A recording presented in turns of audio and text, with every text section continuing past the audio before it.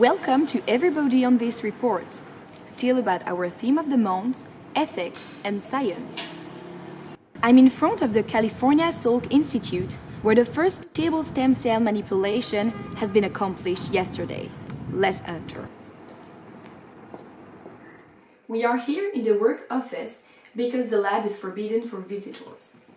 Professor Klein, you are the director of this project, which is about stem cells. Genetic manipulations. Please, could you explain to our viewers all of these procedures? Sure. Well, to simplify, we are working on modifications of DNA. So we cut DNA sequences to add new ones and give it new properties. In general, in this lab, we are working on eugenics. In the report that you've written with your team, you explain a protocol called Eugenics. But this causes the death of human embryos. And that's why this practice is so controversial and not allowed everywhere. Indeed, it is prohibited in most of Africa, South America, and a lot of countries in Europe. Many countries are against stem cells research, but in 2009, Obama made a law authorizing it in the US. And since then, we have made many progresses thanks to the law. Yes, and one of the arguments was that it could enable America to keep its leadership on scientific research. But don't you think that there is an ethical problem on that? Stem cells research has been allowed for a simple question of competitiveness and money. And this returns to a human business. I totally agree. I'm against these deviations. I personally only aim at science progresses. All these political and economic aspects shouldn't be. We are talking about saving lives, not creating a market to enrich countries or scientists on human beings. It sends back to the problem of surrogacy that we mentioned last week, human bodies exploitation. Therefore, an ethical issue is raised, but loads of others exist too, as the cosmetic purposes or the commercial aspects of the scientific progress. Yes, some of my colleagues are working on designer babies, but like I said, I'm convinced that the goal of science is to improve the living conditions of the humanity. Physical aspects shouldn't be a priority. There are two dimensions on eugenics: to repair humans and to increase humans. And you are for the two aspects? Yes, I think that all scientists agree with the first one, to cure people, but I want to go further. I want to make humans evolve.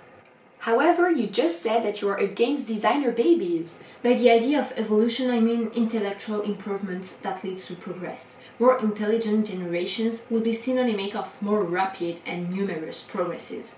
But I don't condone all these cosmetic purposes on designer babies. Our consumer society is transforming babies into customizable objects. Yes, exactly. Thanks to a new procedure called PGD, we are now able to choose our children's sex, hair color, eye color, IQ, or even more frightening factors. But won't it create inequalities within the society? We try to give our children the best possible education. Why not have them start with the best genetic code? However, in a way I agree. It could lead to inequalities between improved and natural babies. That's why it's important to regulate these practices and set some limits. Anyway, progress is always accompanied by national or international laws. But don't you think that we shouldn't risk opening the Pandora's box in the name of progress? Aren't scientists playing gods? I think that this research is something dangerous. If it degenerates, the consequences will be really heavy. But not to take risks is like refusing progress, which is essential. Humanity is today moving from evolution by natural selection, called Darwinism, to intelligence evolution by humans for humans. According to you, all of that is the natural way that human evolution is taking? But we're not talking about sci-fi or a far future. We're talking about things that could happen in a few years, or for some, that are already practiced. Yes, look at the medicine babies that are already a reality. We didn't ever talk about surrogate mothers that are legal in some countries like India. That returns to the first aspect that you mentioned before, repair humans. With the medicine babies, which enable us to save ill brothers or sisters, but also with the surrogates, repairing fertility problems.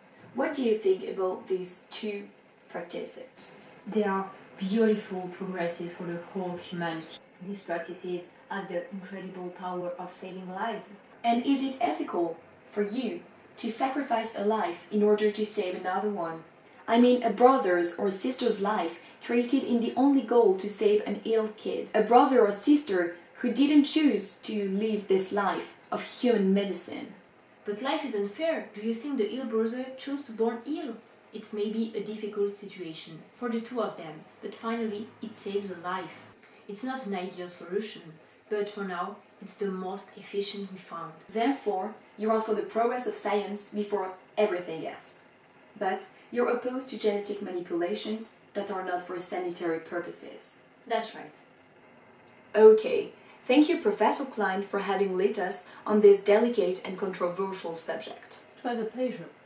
Thanks for watching. See you next week for a new subject on our theme, ethics and science.